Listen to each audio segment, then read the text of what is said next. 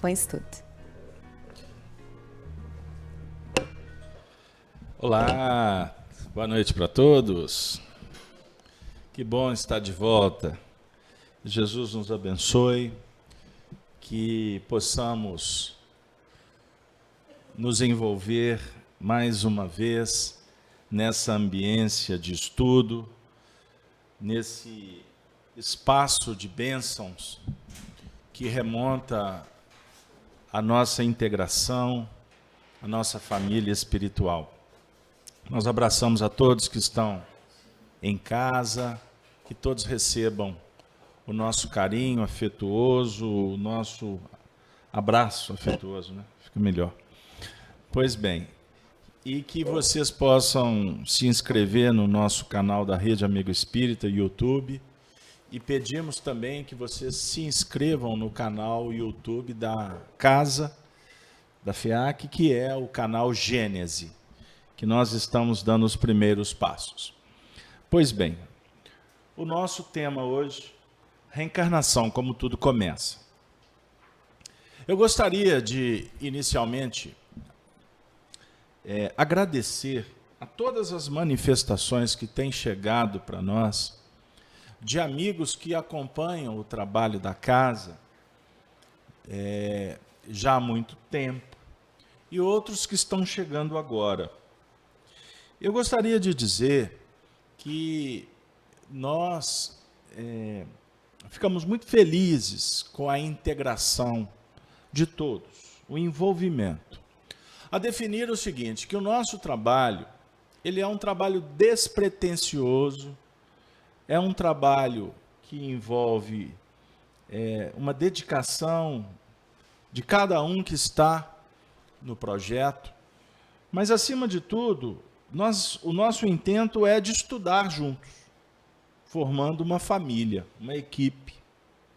Por isso, despretensiosamente, nós vamos tentando qualificar o nosso trabalho, reconhecidos que somos das nossas imperfeições morais e dos nossos limites intelectuais. Então, o trabalho da FEAC, a Casa de Kardec, é lutar por trazer o pensamento de Kardec para os nossos dias, mas sobre o ponto de vista da ciência filosófica que ele desenvolveu, que é uma ciência que vem dialogar com todos os ramos da filosofia, com todas as religiões. O Espiritismo é uma ferramenta espetacular para ser usada por todas as pessoas que se interessarem em conhecer a sua proposta. Então, o Espiritismo não veio disputar espaço com nenhuma outra frente. Veio corroborar para um mundo melhor. E nós que estamos, desde 2012, fomentando vídeos, áudios, estudos, em parceria com a Rede Amigo Espírita, portanto, nós estamos aí há 7 anos, nós já atingimos um número de quase mil estudos gravados em áudio e vídeo. Pensem bem, 1000 estudos. Com uma média aí, os nossos estudos são longos, sim, com uma média de 1h30, 1h30 são os estudos, então vamos ter uma média aí talvez de 1 hora, porque tem alguns que são menores. Mas vamos rapidamente dizer, então isso pode se traduzir para mais de 100.000 minutos de estudo. Aonde nós trabalhamos doutrina e evangelho. No site da FEAC, vocês têm acesso a toda a produção. Na Rede Amigo Espírita, vocês vão encontrar 90% do material. Por quê? Nem toda a produção foi feita em parceria com a rede. A maior parte, sim, como eu disse. Então, no site da FEAC, vocês vão encontrar toda a produção em áudio e vídeo. E na Rede Amigo Espírita, que é o nosso grande parceiro, vocês vão encontrar no canal do YouTube, então, uma outra parte. Ok? Então, nós estamos aqui para agradecer as manifestações de carinho, de apoio, a pessoas que estão espalhadas por muitos lugares do planeta. E eu repito, a FEAC não tem objetivo de trabalhar com a massa. a massa que eu me reporto nós não estamos interessados em ficar envolvidos com a numerofobia. Não, isso não é o nosso projeto.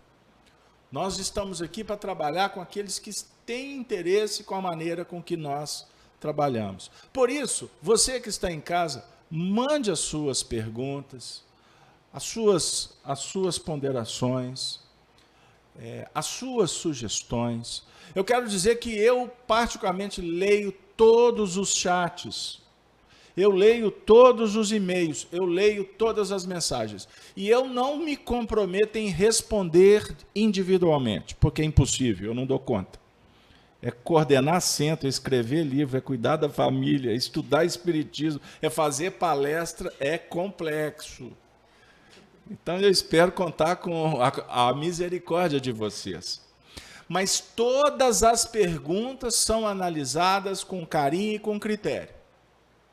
E eu, como os expositores que trabalham conosco, nos comprometemos a responder impessoalmente, falando. Nós despersonalizamos, respondemos as perguntas durante os estudos. Ok? Agora, no chat, a Bárbara, como a Denise, estão aqui para trazer as questões também.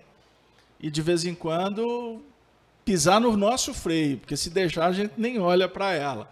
Então, Bárbara, a tarefa sua é de nos interromper. Então, eu mando um abraço a todos os nossos amigos, em especial a um grupo estudioso de espiritismo que está numa determinada cidade dos Estados Unidos, que hoje me procuraram para agradecer, porque acompanham semanalmente todos os estudos feitos nessa casa há muitos anos. Então, um beijo no coração destes que estão nos acompanhando agora e sabem que eu me refiro a eles. Não vou dar nomes para que a gente mantenha também a impessoalidade, o respeito às individualidades que não querem se apresentar. Ok? Porque nem todo mundo gosta de se revelar. E talvez essa aqui venha a ser a dica. Porque o nosso festival hoje é o da autopromoção. Vocês acham que eu exagerei? Então, por favor, tirem as conclusões e façam muita pressa, porque eu tenho exagerado sim ultimamente. Mas é a minha obrigação. E por isso é que eu até cometo excessos. Porque não é fácil, viu, amigo? Principalmente você que fez um comentário muito especial sobre o estudo de terça-feira. E você tem muita razão, mas nem toda a razão, porque nós sabemos de coisas que não chegaram ainda para o noticiário. Vou continuar pedindo Bárbara. Aliás, vou continuar. Vamos começar. Porque até então, falatório excessivo. Introdução. Então, nós vamos falar sobre a reencarnação, como tudo começa. Eu vou pedir a Bárbara para fazer a leitura das duas questões que estão na pauta a serem trabalhadas na noite de hoje. Lembrando que estamos estudando o Livro dos Espíritos, União da Alma e do Corpo, parte 2ª, capítulo 7º. Vamos lá, Bárbara. Vamos lá. Questão 351. No intervalo que vai da concepção ao nascimento, o espírito desfruta de todas as suas faculdades? Resposta. Mais ou menos, conforme a época, porque ainda não está encarnado, mas apenas ligado. A partir do instante da concepção, o espírito começa a ser tomado de perturbação, que o adverte de que chegou o momento de começar a nova existência. Essa perturbação vai crescendo até o nascimento. Nesse intervalo, seu estado é mais ou menos o de um espírito encarnado durante o sono do corpo. À medida que a hora do nascimento se aproxima, suas ideias se apagam, assim como a lembrança do passado, de que não tem mais consciência, como o homem logo que entra na vida. Mas essa lembrança lhe volta pouco a pouco à memória, no seu estado de espírito. Pode ler a próxima. Questão 352. No momento do nascimento, o espírito recobra imediatamente a plenitude de suas faculdades? Não. elas se desenvolvem gradualmente com os órgãos. Para ele, é uma nova existência. É preciso que aprenda a servir-se de seus instrumentos.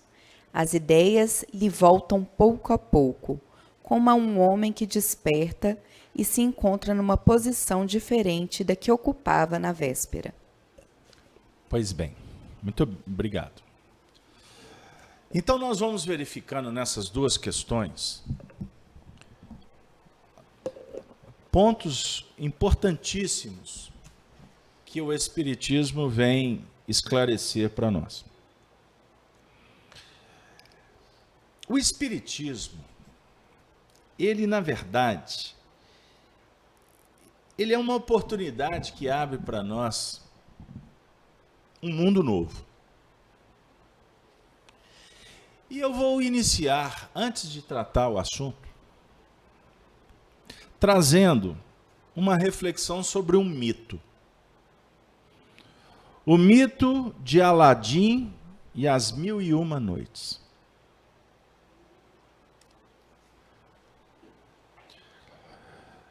Porque esse mito representa a nossa relação com Deus.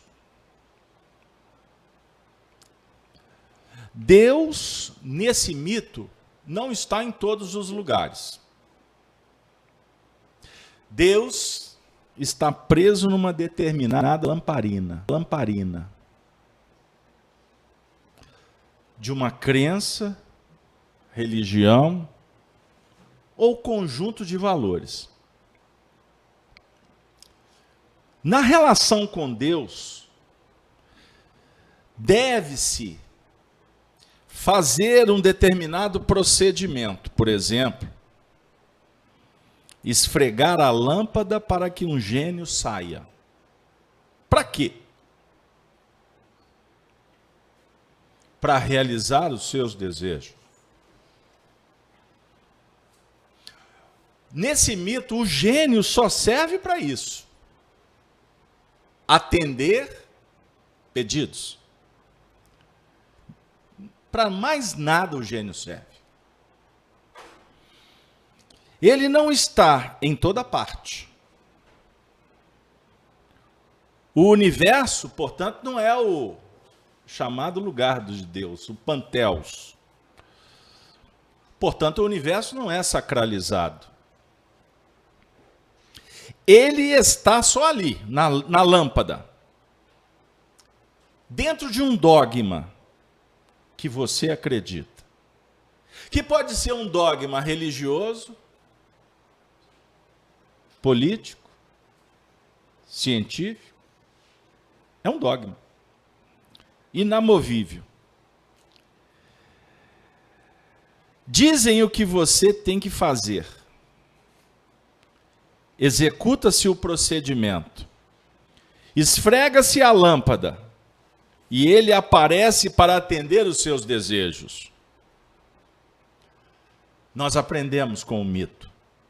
Alguém diz, existe uma lâmpada, o procedimento é esse, e nós atendemos a regra, a norma, porque alguém nos falou, obedecemos, submissos, mas na verdade fazemos para atender os nossos desejos. Qual foi a grande sacada de Aladim? Vocês estão lembrados do mito? Qual que foi o ato diferenciado de Aladim? Ele abriu a mão dos seus desejos e liberta o gênio da lâmpada. Libertando o gênio da lâmpada, significa que o gênio estará em todos os lugares. Deus está em toda parte. Nós o libertamos, porque abrimos mão do nosso desejo. E o desejo aqui é sob o ponto de vista que nos mantém numa bolha, num universo criado por nós mesmos,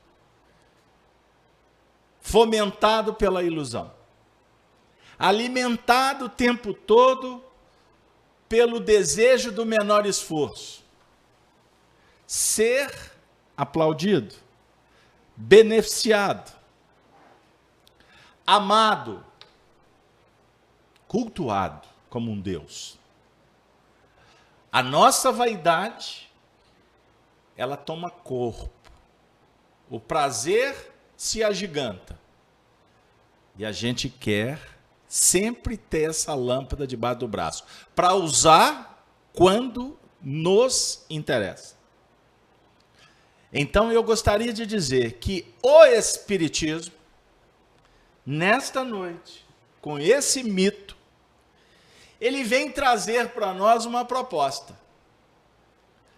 Compreender a importância de Deus, que não está circunscrito em dogma, em crença, neste setor ou naquele outro.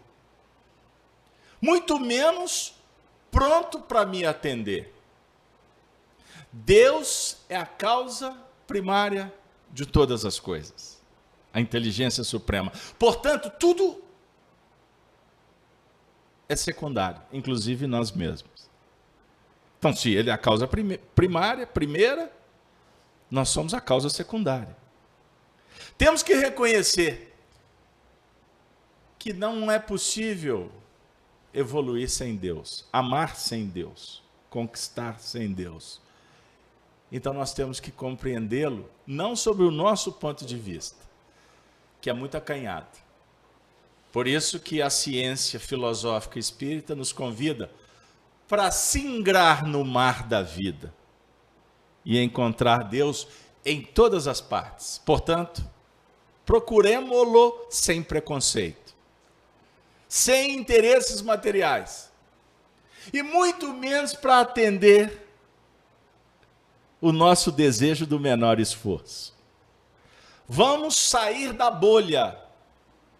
Gostei muito desse termo, estou usando ele há alguns dias. Essa bolha ilusória, essa placenta que mantém um feto que, na verdade, ele não tem espírito, é só um feto. Que quando essa placenta estourar, o feto morre, porque não tem vida. Porque ele não foi gestado por você. A ideia não é sua, você só copia a cola.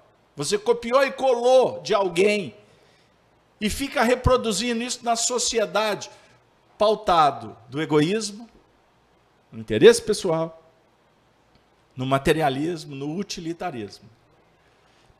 O que vai, na verdade, trazer como consequência amanhã a decepção, o sentimento das mãos vazias, porque você não segurou nada.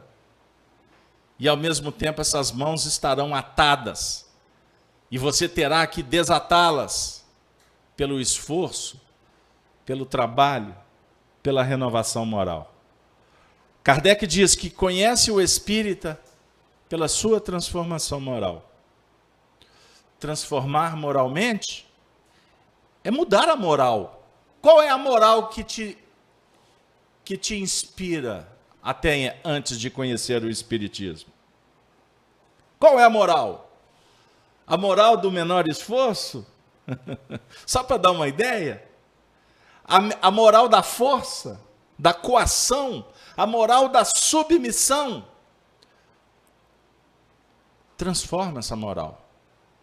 A moral espírita é a moral cristã. É a moral do Cristo. Olha que beleza. E é sobre ela que nós vamos falar, porque tudo começa assim. Compreender qual é a moral espírita. Qual é a teoria espírita. Hoje nós vamos falar da reencarnação. É uma teoria. E vale muito a gente entender um pouquinho dela para a gente caminhar para o processo que realmente tem sentido sob o ponto de vista da educação espiritual. Puxa, podia ter começado com essa introdução do Aladim. Vocês têm uma lâmpada em casa? Debaixo do travesseiro? No porta-luva do carro? Na bolsa? Aonde que está essa lâmpada? Ou você realmente ama a Deus? se o ama. Você o ama através dos atributos dele. E um dos atributos que Allan Kardec desenvolve para nós, na teoria espírita, é que ele é a onisciência. Ele sabe de tudo. Ele é a justiça plena. E ele é a onipresença, ele está em todo lugar. Portanto, Deus não está só na lamparina. Ele está em toda parte. Uai, mas ele pode estar dentro da lâmpada?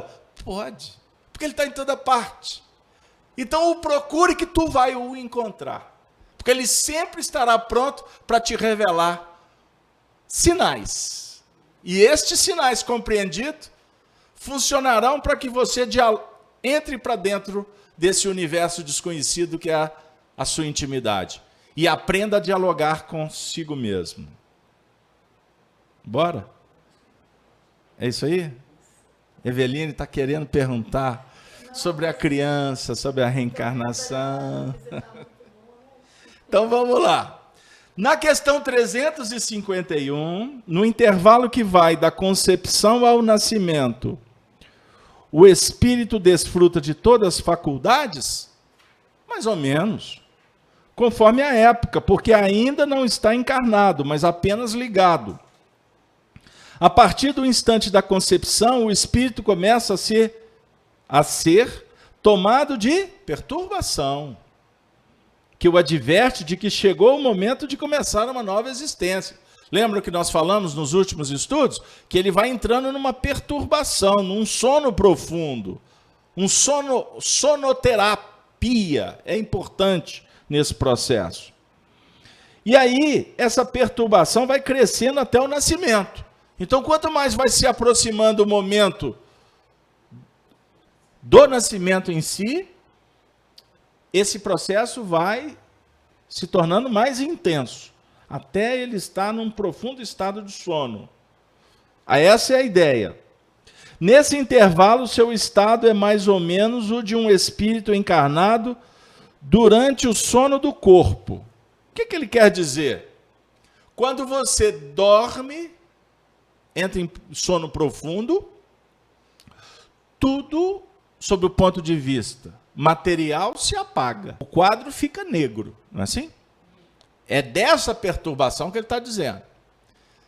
Aí você vai despertar no dia seguinte, em alguns casos sem saber de absolutamente nada que aconteceu durante a noite. Embora o seu espírito, durante a noite, percorra os espaços, converse, dialogue, pensa, sente, vive experiências agradáveis, desagradáveis.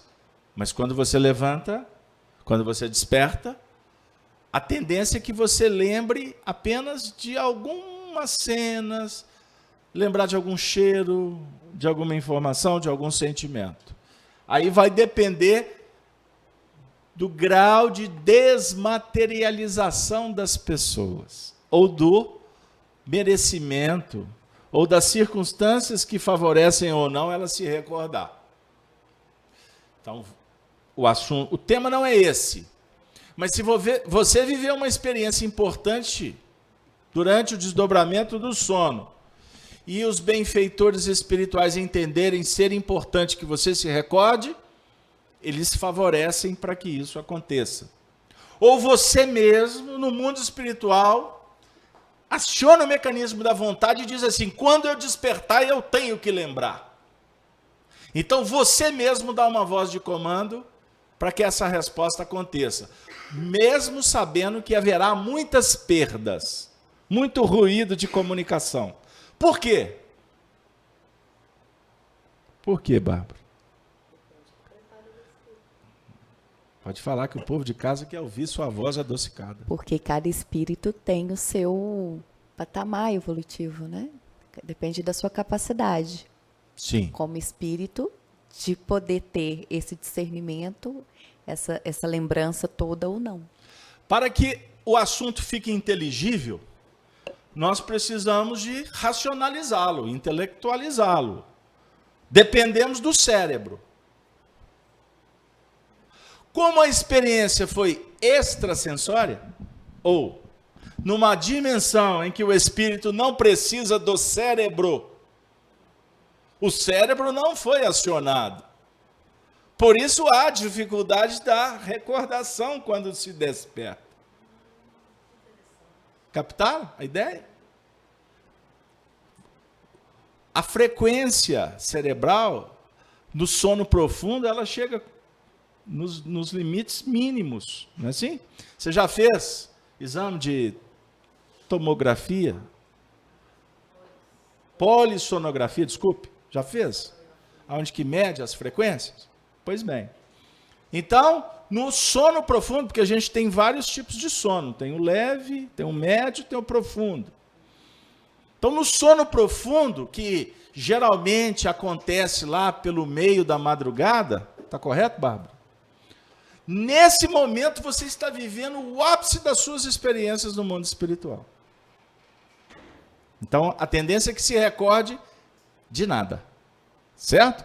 Mas à medida em que você vai retomando as atividades, mesmo que de uma forma muito sutil, as atividades intelectuais, porque o cérebro, à medida em que ele vai aumentando as frequências, significa que ele está vivendo um processamento, aí você vai se recordar daquela experiência que está vinculada àquele momento.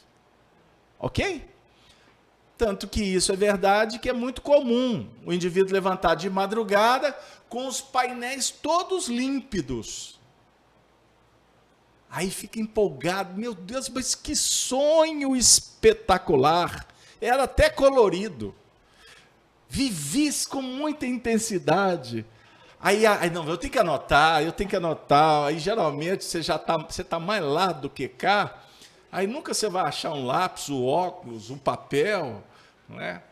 Pode até se preparar, viu, gente? Coloca o papel, o lápis, tudo na cabeceira da cama, mas não vai funcionar muito, não. Mas a ideia é, sempre vai ficar no esquecimento. Ou quando você levanta cedo, né, com tudo assim, bem na realidade assim palpável, aí você curte aquela experiência, né? Aí isso é lá pelas 6 da manhã. Vocês já observaram que lá pelas 8, 9, 10, tudo some? Por quê? Você voltou a uma frequência normal da vigília, da atenção. Você precisa de estar extremamente ajustado no comando técnico do seu corpo. Então você se desvincula da memória espiritual. Ah, então tem duas memórias? Tem. A memória cerebral, física, e a memória do perispírito. O que é isso? É o corpo espiritual. Lá também fica armazenado as suas experiências sob o ponto de vista do espírito. Ficou claro? O espírito que está desvinculado do corpo. Então, todas as suas experiências durante a noite, elas estão sendo arquivadas. Você só não recorda agora, quando retoma para o corpo físico. Beleza? Bárbara, quer falar? Chat. A Bárbara está impactada com as experiências do sono. Então, posso continuar? Então, à medida em que a hora do nascimento se aproxima, suas ideias se apagam. À medida que chega a hora de despertar, as ideias apagam. Eu estou fazendo a correlação só para facilitar didaticamente o entendimento. Pois bem, essa lembrança lhe volta pouco a pouco à memória no seu estado de espírito. Então, ou seja, à medida em que nós nos despertamos, vamos crescendo e etc., nós vamos recobrando as nossas faculdades. Pergunta 352. Bárbara, releia para nós, por favor. 352. No momento do nascimento, o espírito recobra imediatamente a plenitude de suas faculdades? Não. Elas se desenvolvem gradualmente com os órgãos. Para ele, é uma nova existência. É preciso que aprenda a servir-se de seus instrumentos. As ideias lhe voltam pouco a pouco, como a um homem que desperta e se encontra numa posição diferente da que ocupava na véspera. As ideias lhe voltam pouco a pouco, como a um homem que desperta. e se encontra numa posição diferente da que ocupava na véspera. A véspera pode ser tratada aqui como a sua realidade antes de reencarnar, no mundo espiritual, ou até a véspera, ou a antivéspera, como queira, de uma encarnação anterior. Quando o espírito vai se despertando na reencarnação, ele vai passar por um processo natural de ajuste, de adaptação. Porque, inclusive, ele depende da própria máquina orgânica para revelar as suas faculdades, a sua inteligência, a sua memória, as suas tendências, os seus sentimentos. E esta adaptação e esta revelação de sua identidade, ela não funciona exatamente como funciona a reação ou desenvolvimento orgânico, Bárbara. Sabia disso? Ou seja, existem espíritos que têm mais dificuldade da adaptação ao corpo, enquanto outros, essa adaptação se faz de uma forma muito eficiente e rápida.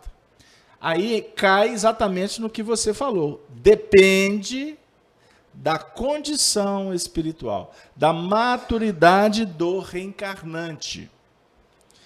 Então, segundo o Espiritismo, nós vamos verificar o seguinte, que a reencarnação é um projeto de evolução moral e intelectual. Quanto a isso, tem dúvida? Deus impõe a reencarnação com o fim de nos fazer progredir.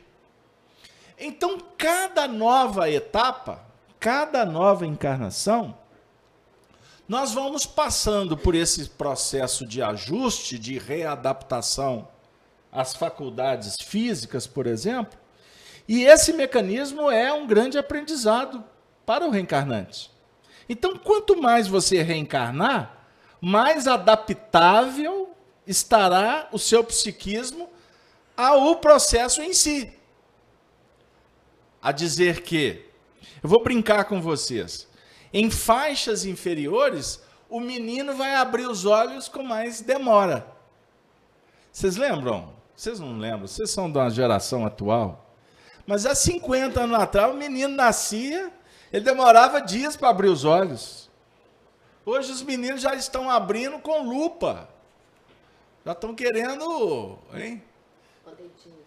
Já estão com os dedinhos. Cadê o mouse? Agora não tem mais mouse também não, né? É touch.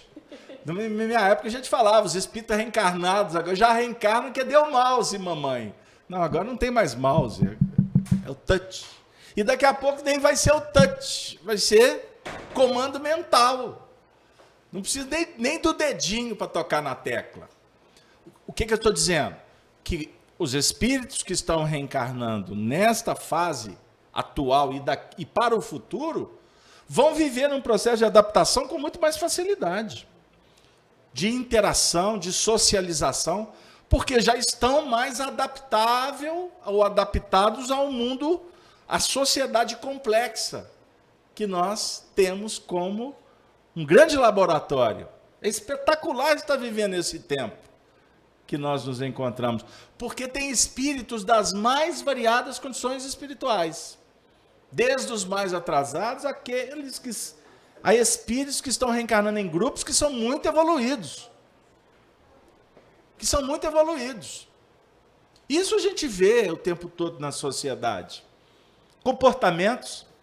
Sob o ponto de vista moral, tem espíritos que estão vivendo entre nós que têm comportamento da barbárie. Ou não?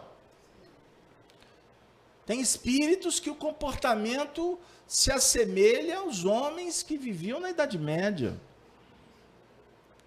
Antes de Jesus, Babilônia, outro dia a gente estava brincando, né? Aquelas batalhas lá na Babilônia, na Grécia Antiga, no Egito. Comportamentos muito parecidos.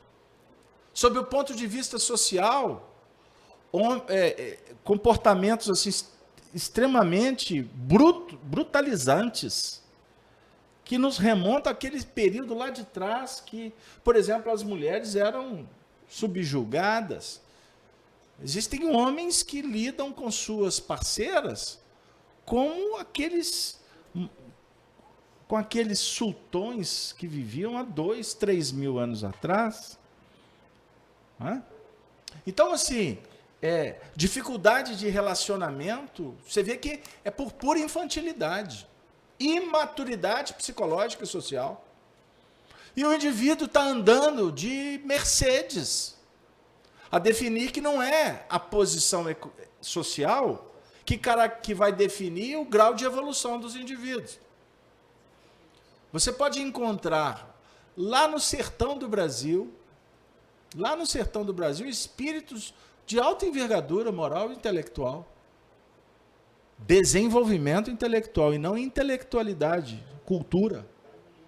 Mas você vai conversar com aquele indivíduo lá que faz aquelas trovas, né? Aqueles repentes, que é pura sabedoria.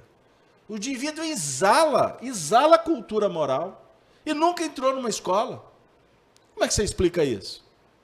Só a reencarnação para justificar. Não, isso é dom de Deus. Não é dom de Deus de jeito nenhum. Dom de Deus. Então Deus dá um dom para um e tira do outro. Pegaram aí o Deus do dogma, o Deus do Aladim. Nós precisamos de entender o papel do Aladim. Nós temos que tirar de Deus de dentro da lâmpada. Ele tem que estar em toda parte. E nós não podemos ser submissos nesse sentido, porque isso nos distancia da sabedoria divina. Agora, os seus dons são divinos. Não que foi imputado de fora para dentro. É a arte do divino que você desenvolve. Pegaram aí? O indivíduo que toca violão, foi Deus que falou assim, você vai ser violonista? Lógico que não. Por que o outro não consegue? Nem galinha ele toca com violão. Toca para mim. Toca. O outro fala assim, nem galinha toca com esse violão. Por que esse toca? Tem habilidade, porque ele se esforçou. E para tocar violão, para tocar qualquer instrumento, não é um esforço banal. É esforço mesmo. É se curvar. Mas eu conheço um menino que com poucos anos ele já dedilhava. Pois é. Não é? Ele veio com software de primeiro mundo, toca violão e aperta o botão daqui a pouco. Não é assim. Esse garoto trouxe uma habilidade que ele conquistou no tempo. É um músico. É um músico com muita qualidade. E tomara a Deus que ele se aprimore. Pois bem, o que nós queremos trabalhar nesse sentido?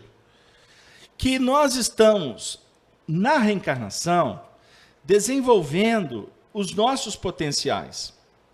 E dentro dessa, vamos dizer assim, dessa graduação de espíritos, dessa hierarquia, nós temos desafios que envolve, por exemplo, a proposta do espiritismo como filosofia, de nos auxiliar a entender como é que funciona isso, para que a gente tenha elementos, recursos para trabalhar no aprimoramento da humanidade. Então nós precisamos de entender como é que funciona, porque sem o conhecimento tudo fica muito difícil. Então o espiritismo, ele propõe para nós um desenvolvimento do juízo moral, para que a gente adquira autonomia nas nossas escolhas. E que a gente possa, com isso, aprender a se educar, a se iluminar. Porque sem iluminação, sem o desenvolvimento da nossa razão e do nosso sentimento, nós vamos continuar tendo muitos problemas no caminho da vida. Um dos mais influentes pensadores do século XX,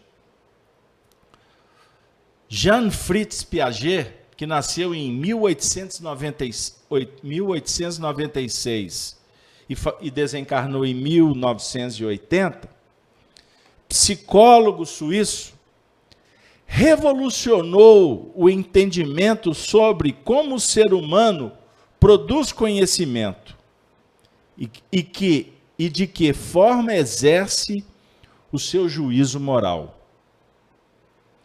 Para Piaget, a simples transmissão de conhecimento para a criança é um recurso limitado, pois não é possível o aprendizado infantil de um conteúdo que ela não esteja em condições de compreender. Pois o conhecimento se dá por meio das descobertas que a criança faz. Vocês vão entender o porquê do texto. O aprendizado é uma construção do próprio indivíduo. E essa construção do próprio indivíduo, ela parte do pressuposto que nós precisamos de alguns elementos básicos. E que eles vão sendo, portanto, desenvolvidos naturalmente a partir do instante que o espírito vai se adaptando ao processo reencarnatório. Por isso é que as faculdades do espírito, elas não são recobradas abruptamente. Nós vamos viver um processo de adaptação para que a educação se faça com vistas ao desenvolvimento de cada um de nós, como espíritos imortais a caminho da perfeição.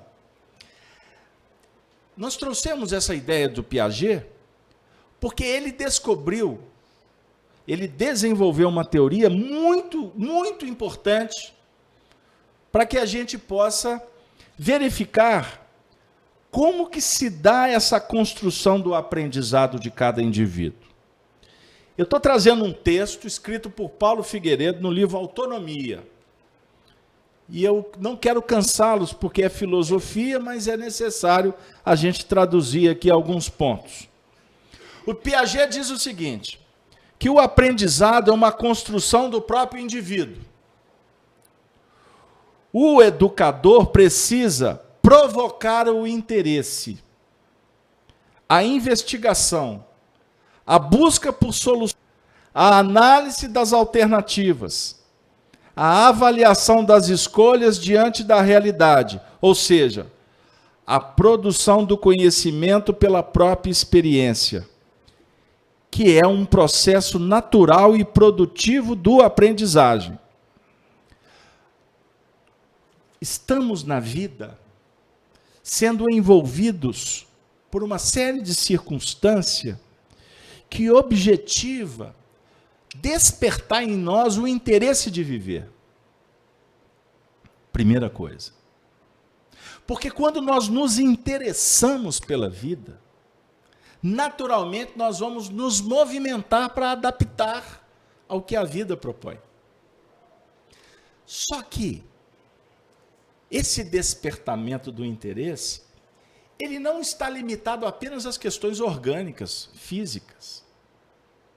Embora, sobre o ponto de vista orgânico, do envolvimento que os pais ofereçam, a resposta advirá de acordo com a capacidade de cada um.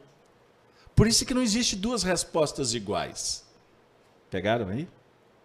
E aí eu trago o ingrediente. Por isso é que a gente costuma dizer aqui nos estudos que Deus não exige. Ele propõe. Porque se ele exigisse, ele estaria projetando em nós um sistema de coação, de submissão. Então, se você tem uma ideia de que tem que ser submisso a Deus, eu queria te convidar para repensar os seus conceitos. Porque, na verdade, você não tem que ser submisso a Deus, você não tem que ser submisso a nada. Nós precisamos de compreender a importância do Criador, do Pai, que gerou, num ato de amor, a vida. A vida somos nós. Você é filho de Deus. Você é um espírito, foi criado por Deus. Ele não é o Criador. Inteligência suprema, causa primária. Se ele é a causa primária, nós somos a causa secundária. Então, a causa primária que te gerou. Essa causa é uma causa inteligente. O materialismo vai dizer para você que você é fruto de um caos energético. Você é fruto de um quimismo. A sua alma é um subproduto do que o cérebro gestou. Você é subproduto da gestação de seu pai e sua mãe. Ou seja, um ato sexual que te gerou como um indivíduo, como uma alma. Essa é a ideia materialista. Nós não estamos aqui para trabalhar esse contexto. O nosso papel é metafísico, é outro. É filosófico. Nós temos que discutir Deus sobre o ponto de vista da razão da vida. Ele, criador, você, criatura. Ele, pai, você, filho.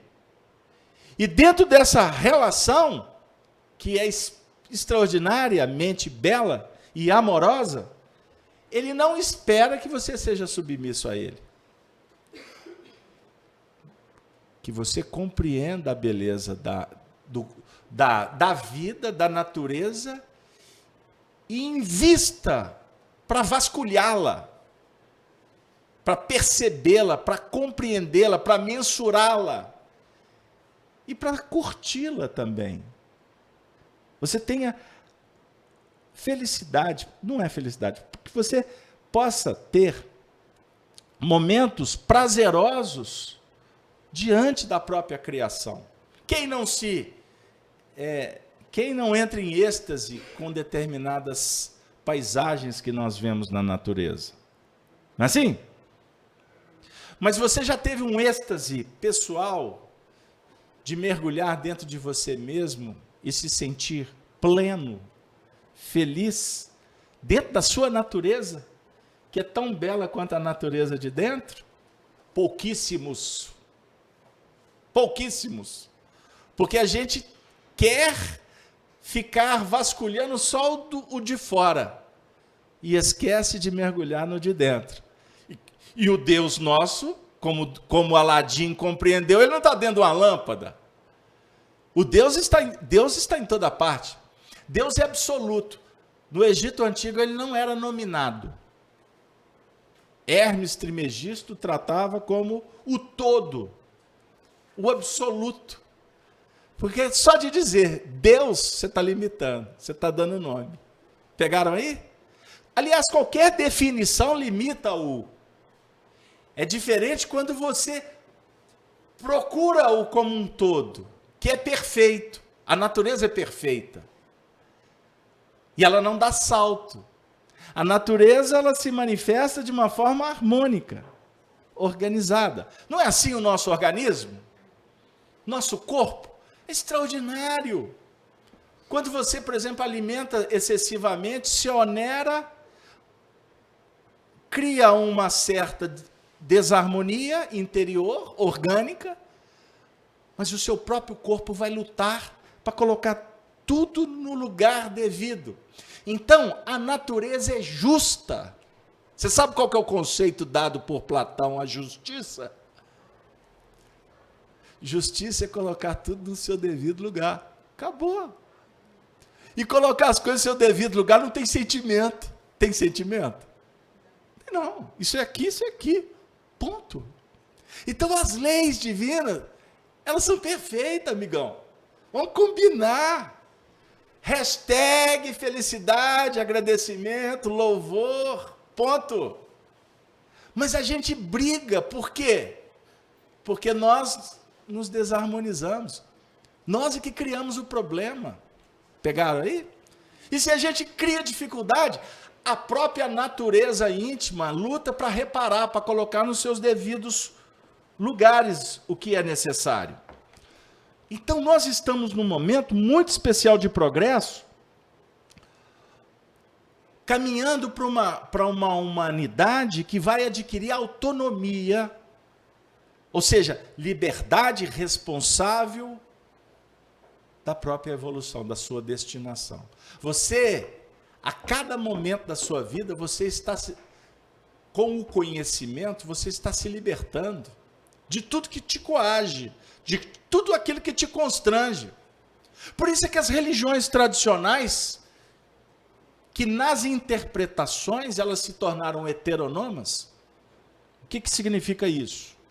as religiões se tornaram um projeto de submissão, um projeto de poder.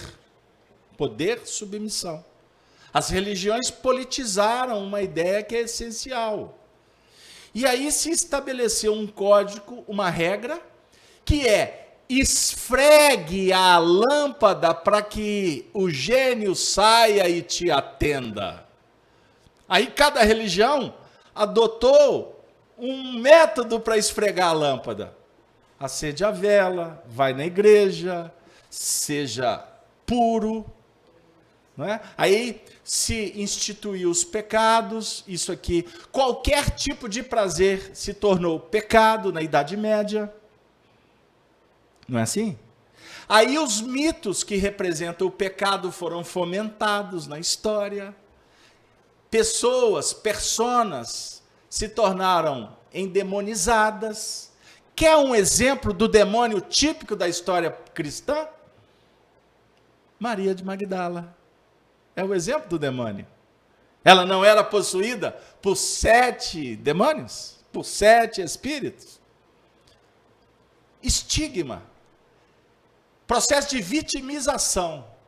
Você estabelece o anjo, estabelece o demônio e transfere para ele tanto a cura, o milagre, a proteção, o bem-estar, como o demônio é o culpado pela sua infantilidade, pela sua desarmonia, pela sua agressividade, pelas suas descompensações.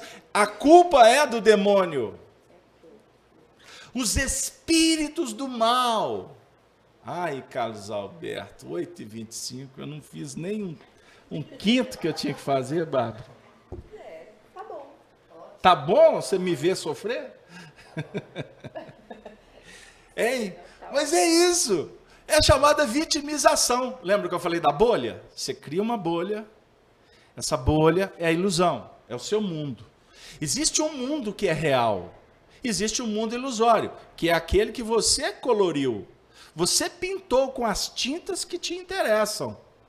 E esse mundo aqui, ele é favorecido por um sistema ilusório que campeia no mundo, que é a conjugação de todas as bolhas de cada um. Aí a gente vai chamar isso de sociedade, certo?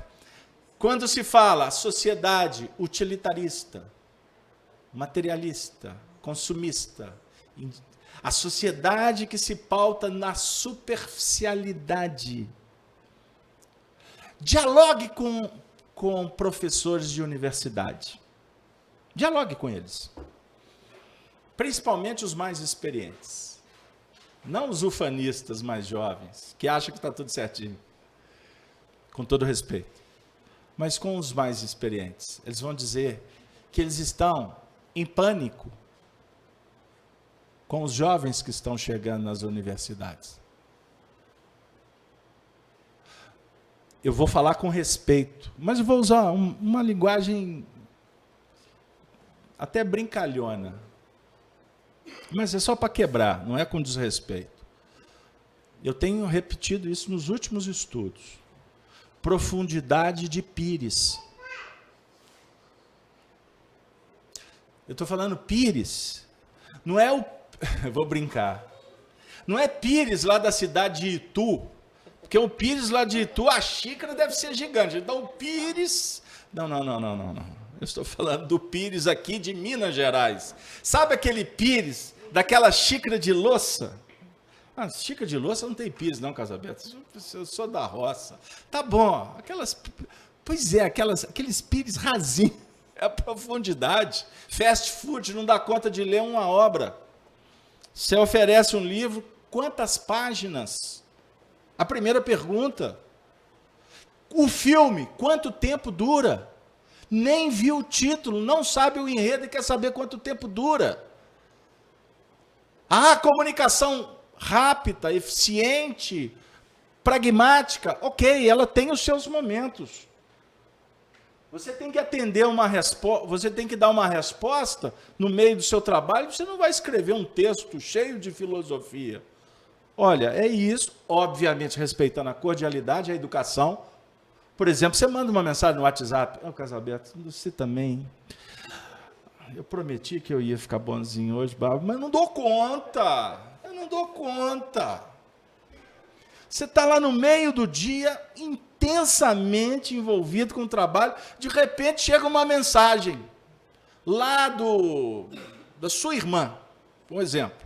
Sua irmã te manda uma mensagem, você está todo vapor no trabalho. Você não conversa com a sua irmã há 4 dias. De repente chega uma mensagem dela. O que você está fazendo? Meu Deus. Ou então já vai direto no assunto. Mamãe caiu. Pô, sabe aquela história? O gato nem sobe no muro para depois o gato cair e morrer? Não. Mamãe... Sabe assim, eu estou brincando, viu, gente? Eu fui logo na mãe. Olha que briga que eu arrumei com o Casalberto. Mas eu estou dizendo o seguinte, uma total falta de tato, cuidado, educação, nobreza. Porque Piaget vai ficar para a semana que vem. Nesta bolha social, o que a nossa sociedade, o que nós iludidamente acreditamos hoje? A nossa crença é a crença, então, do que é rápido, do que é fútil, do que é chulo. E tudo isso vai nos causando um grande problema, porque as pessoas não têm, inclusive, condições de refletir, porque não refletem. Piloto automático para tudo. Querem fazer tão rápido. E eu quero dizer que o caminho para o abismo é o mesmo de quem vai rápido ou daquele que vai devagar. Então, se eu tiver que ir para o abismo, vai a pé melhor do que ir de Ferrari e chegar rápido. Mas está todo mundo indo para o abismo.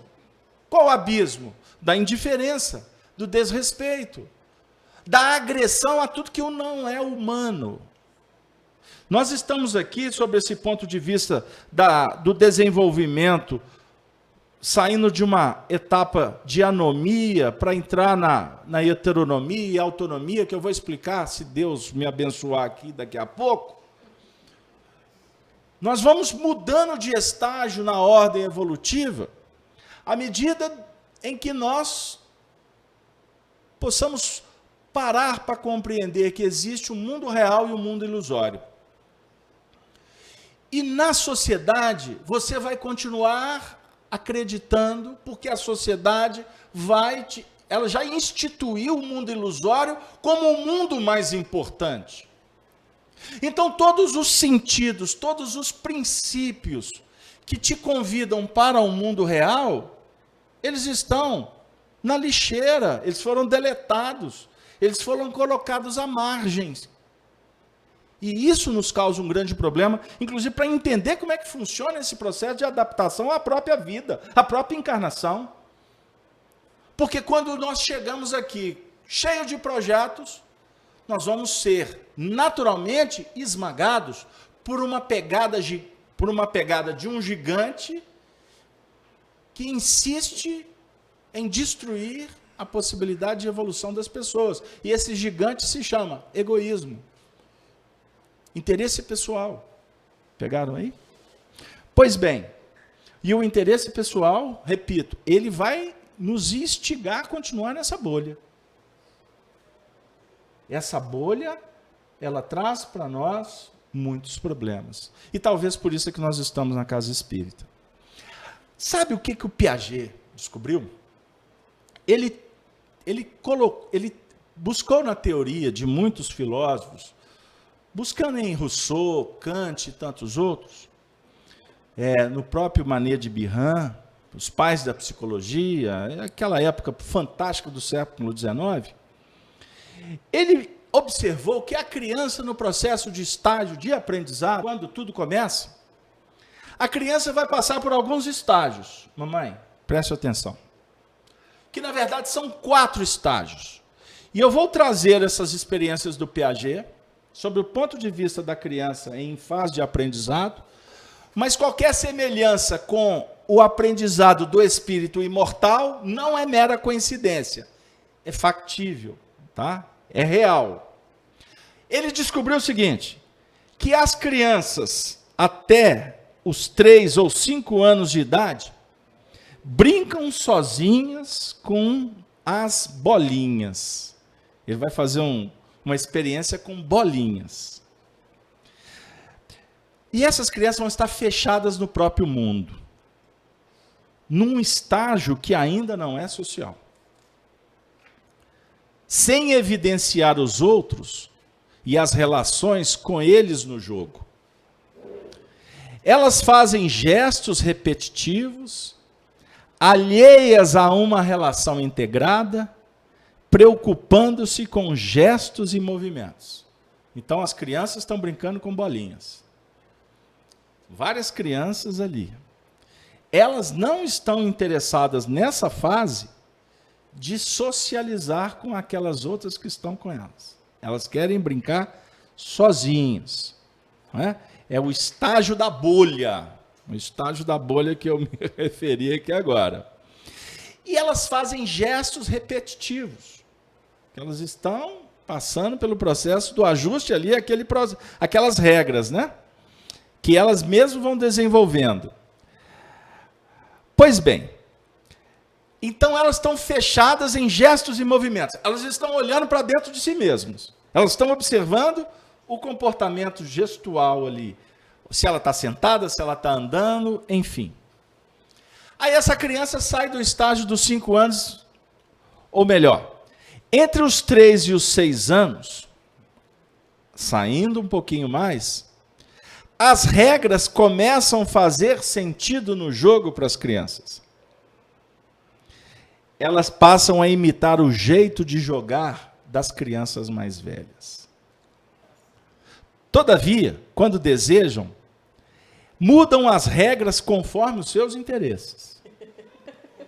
Mamães, evangelizadoras. Aí o Piaget denominou essa fase de egocêntrica. Não há um combinado de regras. Saem jogando do jeito que elas entendem ser o melhor. Mas observe, elas estão prestando atenção nas crianças mais velhas. Elas vão repetir. Gente, qualquer coisa de semelhante, de parecência com a bolha social, com as lutas interiores, é pura coincidência. Não, não é coincidência. Agora vamos falar das crianças entre os 7 aos 10 anos. Surge o quê? Regra do jogo. Um controle do comportamento por meio de regras mutuamente respeitadas se faz presente. De outra forma, o jogo não seria possível.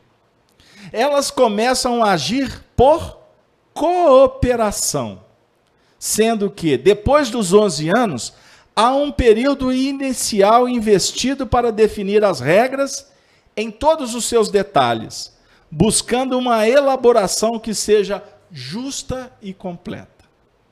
Olha que interessante. Então, nessa fase, é necessário um controle do comportamento pela regra do jogo.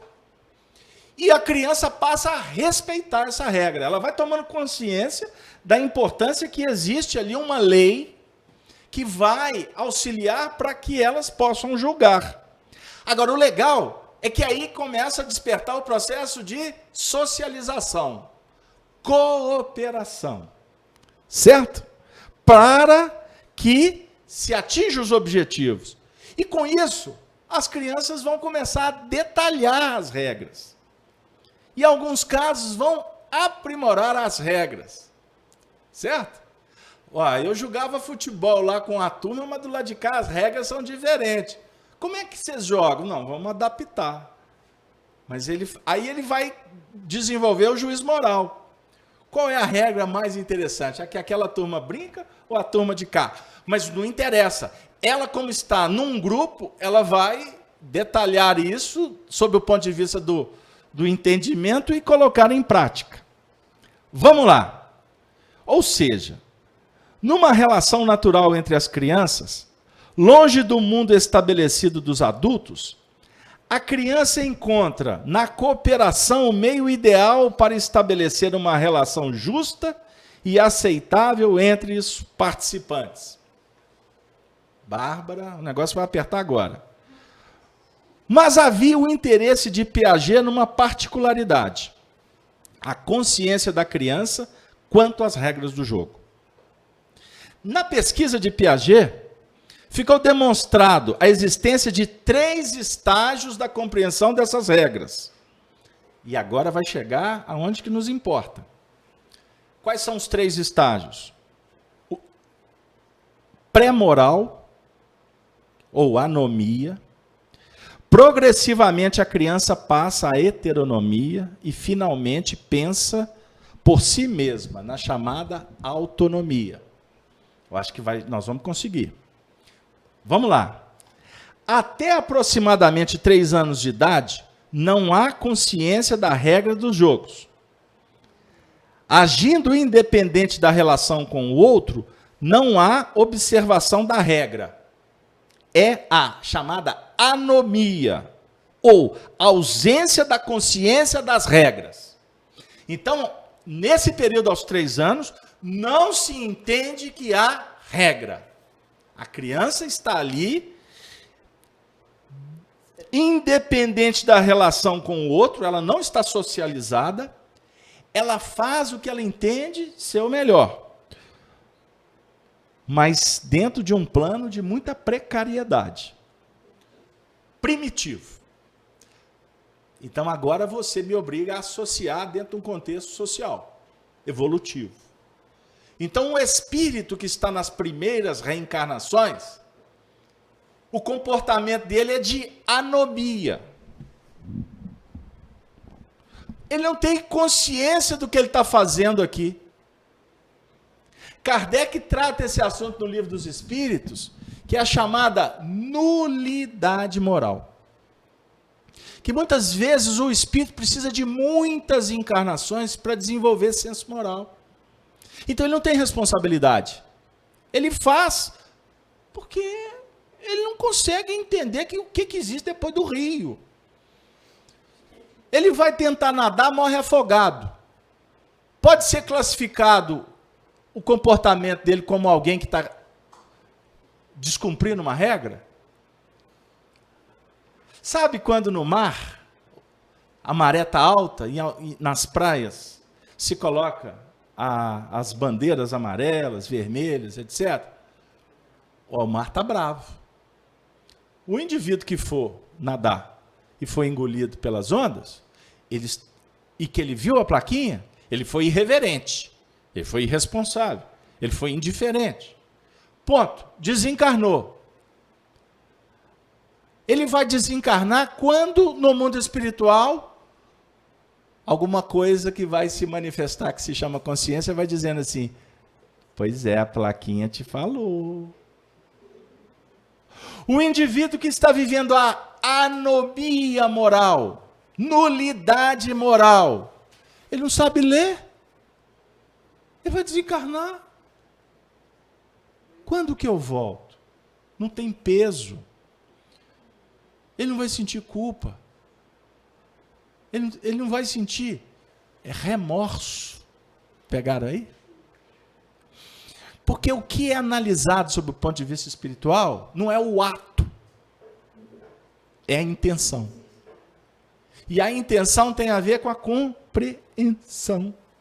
E compreensão tem a ver com o grau de maturidade do espírito. Entre os 3 e os 9 anos.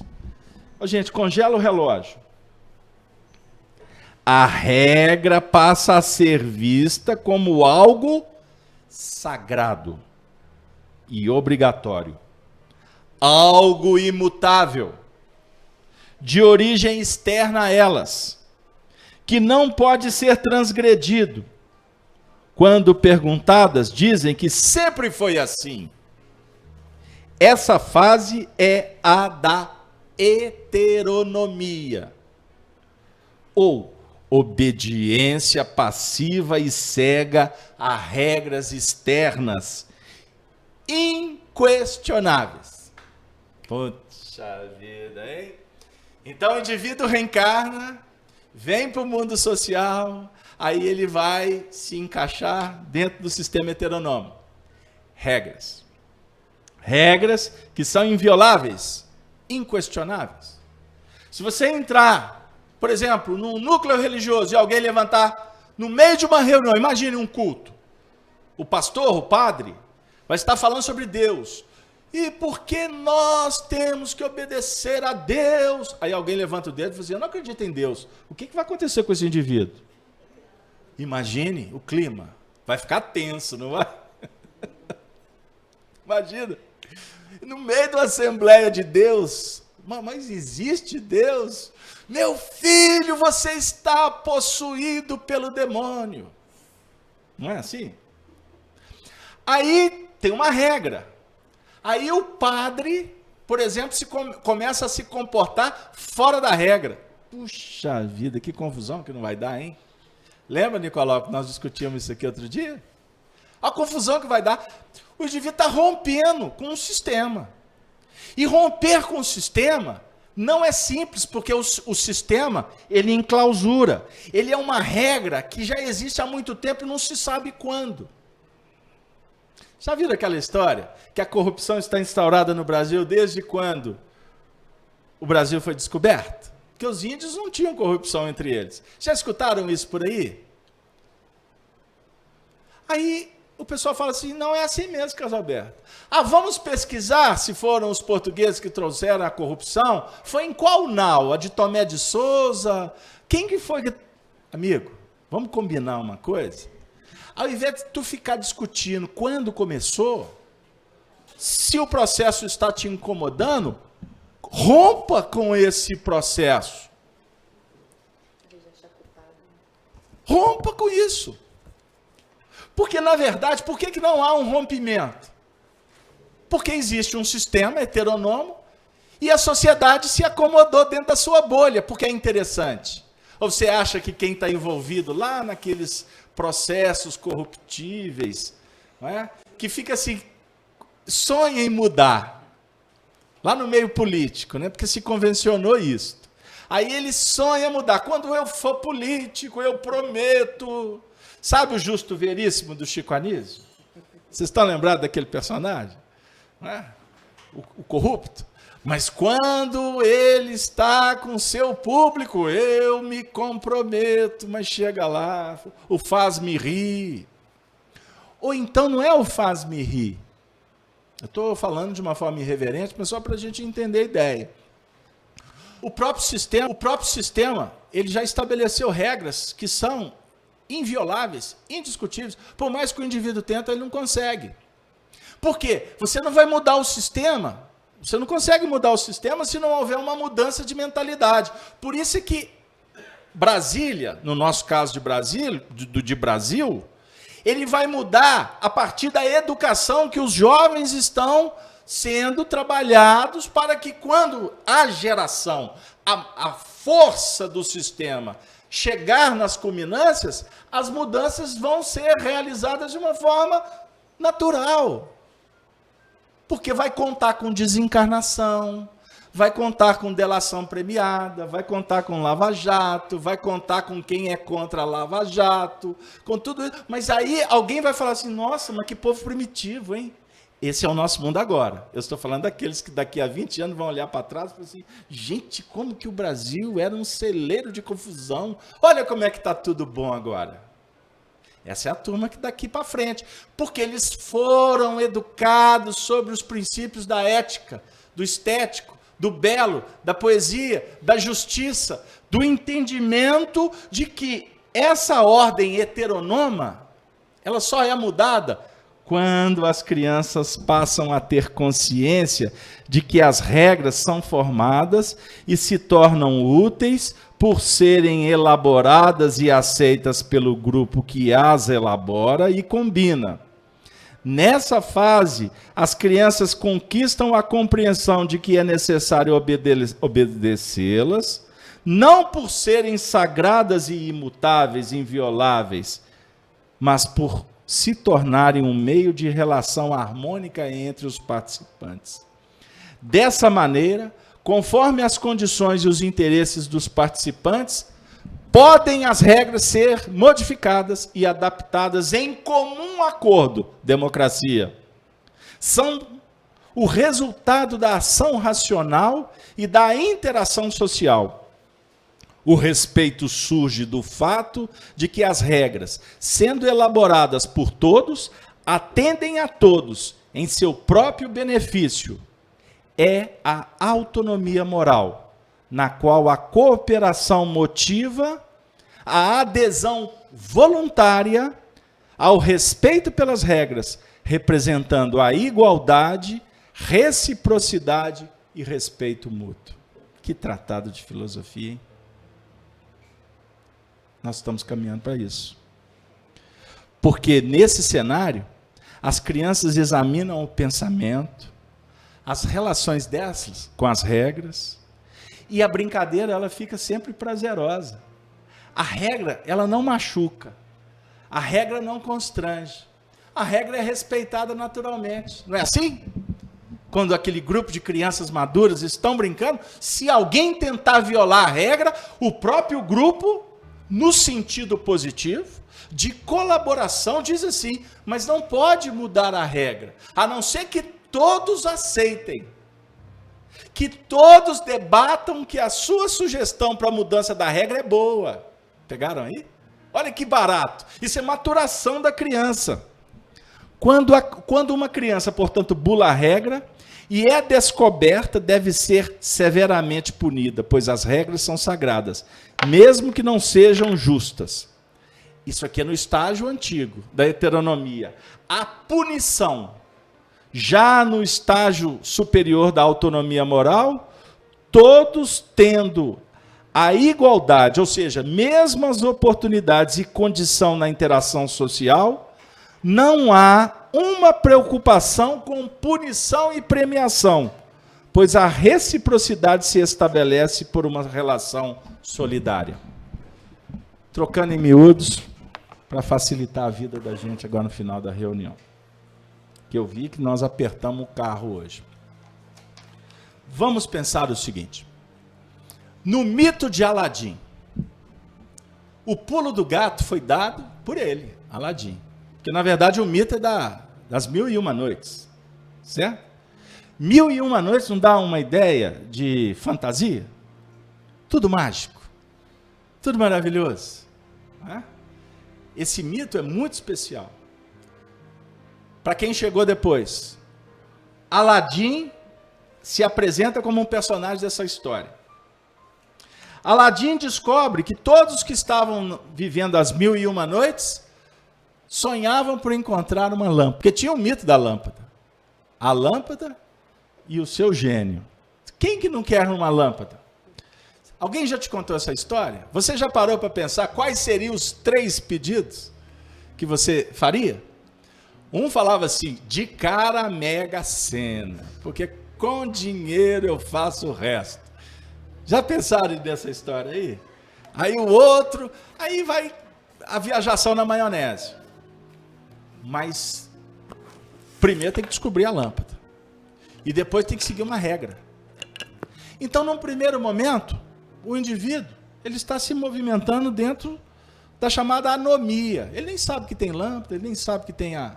Ele está na dele. Ele está começando a descobrir as coisas. Quando ele começa a descobrir, ele vai encontrar um mundo encantado de ilusões. A sociedade. A sociedade que se movimenta com seus burburinhos, com as suas diversidades, com as suas contradições. O indivíduo, naturalmente, quando ele vai se socializar, imagine um jovem. No primeiro grupo na escola, quando ele já sai daquela fase de ficar olhando só para a bolinha, ele vai começar a olhar para a bolinha do outro. Os outros estão observando que ali tem uma brincadeira, porque são muitas bolinhas espalhadas no chão. Aí daqui a pouco, opa, vamos organizar isso aqui? Aí se estabelece uma regra.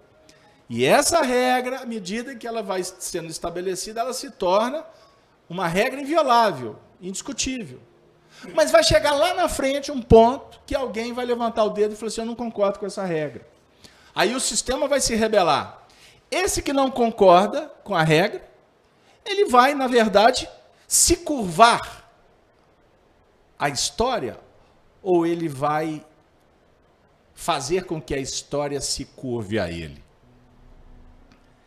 O filósofo, o indagador, ele se inquieta com o sistema. Aí ele quer se libertar.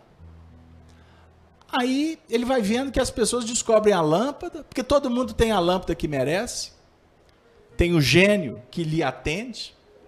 Aliás, no sistema das necessidades, das dependências, nós vamos encontrar uma expressão do Evangelho que significa, que estratifica essa ideia. Pedi e obtereis.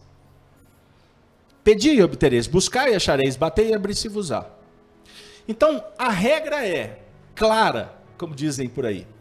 Se você quer Deus dentro da lâmpada, siga os preceitos, os procedimentos. A sociedade diz isso. Busque Deus lá que Ele te dá a solução. As religiões falam isso. A ciência vai estabelecer um dogma. Então, qual que é a regra? Esfregar a lâmpada. O gênio aparece e vai atender os desejos sob o ponto de vista daquela brincadeira de criança de bolinha. O pulo do gato, a diferença que fez Aladim foi que ele pensou diferente dos outros. Ele pensou diferente. Então, ele esfrega a lâmpada, porque senão o gênio não ia sair. Ele segue o ritmo. Ele vai na balada. Mas ele fala assim, mas eu não vou fazer o que todo mundo faz não, porque a turma está se dando mal. Ele está observando, ele não é bobo. Ele é Aladim. Aí ele esfrega, o gênio sai da lâmpada. O gênio pergunta, o que queres? Não, eu só quero que você se liberte da lâmpada. Ele liberta o pensamento. Então, se nós buscamos soluções fáceis, inclusive buscamos Deus para se comprazer, ou melhor, para abençoar o nosso prazer, vamos começar a pensar em Deus de uma forma diferente. Deus, Pai, Criador, verdade, justiça, harmonia, poesia, nobreza. Então, tratar o divino é sagrado. O universo tem que ser sacralizado, é um termo usado pelas tradições antigas. Sacralizado. O que é o sagrado? Sagrado é uma função que dá sentido, que dá direção. Qual que é a função que vai dar direção para a sua libertação? Essa função precisa ser compreendida. É o conhecimento. Sem conhecimento, sem reflexão, você vai continuar numa bolha achando que a realidade não é. Ela só vai te trazer vazio, desconforto, sofrimento. O conhecimento, sob o ponto de vista da moral, da ética, da espiritualidade, vai te dizer que o universo é mente. Você vive numa realidade mental. E que você precisa de burilar essa mente para que essa mente produza coisa boa. Então, você não purifica espírito, mas você purifica a sua mente. Você purifica suas emoções. Uma médium hoje me ligou e falou assim, puxa vida, eu estou surtada. O que eu faço? Você, vamos orar? Respira fundo. Aí eu fui nas técnicas de indução. Só plasma isso aqui, pensa nisso. Ô, gente, não vai todo mundo me telefonar amanhã não, hein? Tô brincando. Se eu for atender todo mundo para fazer ideoplastia, eu tô lascado, né, brabo? Tô brincando. Aí, beleza. Respirou fundo, pensou. Aí eu dei uma imagem assim, fui inspirado, obviamente, na hora, etc, etc, etc. Agora eu quero que você se sinta. Eu quero que você sinta o seu corpo, suas mãos, suas pernas. Agora eu quero que você abra o olho, porque eu tinha falado para fechar o olho. Corri risco. Porque tem uma turma que adora fechar o olho para falar que está em transe. Mentira pura. Tem gente que vira a esquina do centro espírita e já entra em transe. Senta aqui, síndrome do sono, é os espíritos. Que espírito nada. Ele adora dormir, não tem lugar melhor para dormir do que na reunião pública do centro espírita, que ninguém vai bater a carteira. Não é? Ninguém vai olhar se está roncando. Estou brincando, viu, gente? Só porque final da reunião eu sei que vocês estão cansados. Meu amigo Sávio está lá na casa dele, dizendo, o casal Alberto brincalhão. Mas eu tenho que brincar, sabe? Aí o que acontece? Ela despertou. Nossa, mas você é um bruxo. De 5ª categoria, minha filha. Você não sabe o tamanho da vassoura. Olha, agora você toma consciência. Você está melhor, Tô? Nós trabalhamos rapidamente para você mudar o padrão mental. Não tem mágica não, amiga. Você mudar a mente, doma os seus sentimentos, você vai mudar a faixa vibracional. Vibração, energia. Você mudou, você vai sentir bem. Ponto. Tem mágica? Tem alguma coisa espetacular? Para a criança que está brincando com a bolinha, é mágica.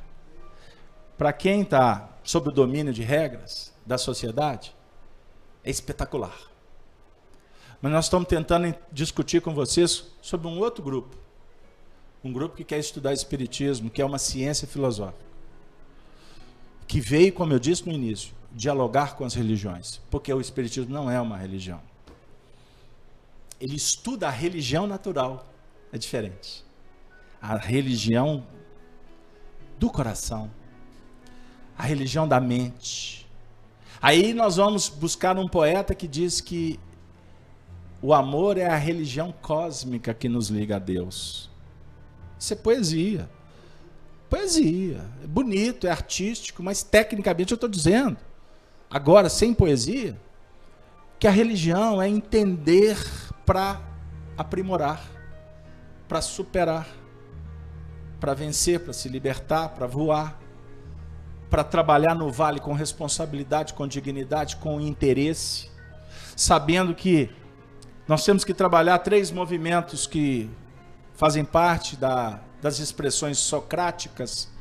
Conheça-te a ti mesmo, domina a ti mesmo, transforma a ti mesmo. Mas para fazer esses movimentos, é necessário que haja um envolvimento social, porque essa criança que busca a autonomia, ela vai fomentar um grupo que ela está inserida, para que o grupo cresça também, e que as regras sejam aprimoradas. Portanto, eu estou falando aqui de colaboração, eu estou falando aqui de integração, que se dá pela igualdade de oportunidades, pelo respeito às individualidades e pelo carinho, pela fraternidade que precisamos ter para com o outro, porque o filósofo, ele não evolui sozinho. O trabalho, a busca da sabedoria, da plenitude, é arrimada nas conquistas íntimas e no trabalho junto ao semelhante. O filósofo dos filósofos, o mestre da iluminação é Jesus. E foi ele quem disse: um novo mandamento vos dou, que vos ameis uns aos outros, como eu vos amei. Essa é a plenitude. Então, que nós possamos compreender nesse momento que não devemos, ou que não deveríamos, ficar esfregando a lâmpada como regra social de um Deus que vai nos atender só no que nos interessa. Passou essa fase. Isso é um mito. Então faça como o Aladim, esfregue a lâmpada e fala para o gênio: gênio, não precisa de atender os meus desejos dentro da lâmpada. Se liberte, porque você, gênio, em toda parte, com certeza será o meu apoio nas minhas conquistas, porque eu não serei nada, ninguém, sem Deus, que é genial, que é a inteligência máxima, suprema da vida. E agradecendo a Deus, a Jesus, nosso mestre, a Allan Kardec, o patrono dessa casa, e a todos os espíritos presentes que nos atendem às súplicas, que cuidaram de cada um de nós, que abençoaram as famílias que estão reunidas para assistir esse material, que a luz se faça e que a esperança se agigante. Termino dizendo o que eu falei na terça-feira. Compartilhe só o bem. O que não for bom, deleta, não passa para frente. Essa é a nossa campanha. Não acredite nestas mídias televisivas que só vendem o cruel, o complicado, a bagunça, que só querem atirar pedras. Troque de canal. Você tem autonomia para fazer isso. Se nós temos uma mídia viciada e que manipula as pessoas, porque é a imprensa hoje que coloca os líderes, há muito tempo é assim, busque alternativas, se liberte disso.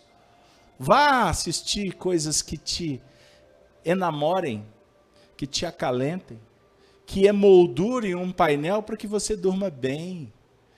Vai escutar uma música que te sensibilize, que te preencha. Escolha um ambiente que te traga recursos fomentadores, estimuladores, e que não deprimam, que não te joguem naquela bolha que não te interessa mais. E aquelas pessoas que você tem condições de selecionar, selecione sim, não condenando-as, aprisionando-as, mas selecione, é um direito seu. E aqueles que fazem parte da sua responsabilidade, que você não tem um direito consciencial de se afastar, aprenda a amá-las como elas são. Porque somos todos aprendizes. E Deus não exige de ninguém o que eles não podem dar. Temos responsabilidades e responsabilidades graves. O filósofo escuta Jesus e ama. Ama, seleciona, envolve e se dá no sagrado ofício da redenção.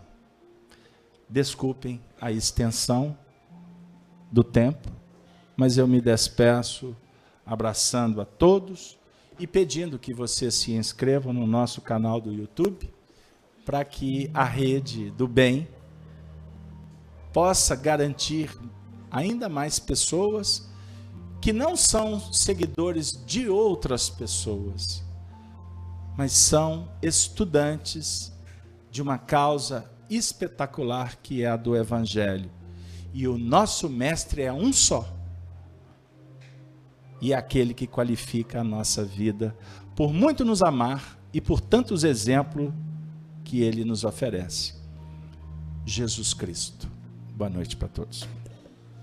Boa noite, Beto. Agradecemos o lindo estudo, que saiamos na reflexão do nosso despertar. Queria agradecer as participações da internet, também agradecer a participação, a companhia de vocês aqui do salão e convidar o Nicolau para fazer a nossa prece final.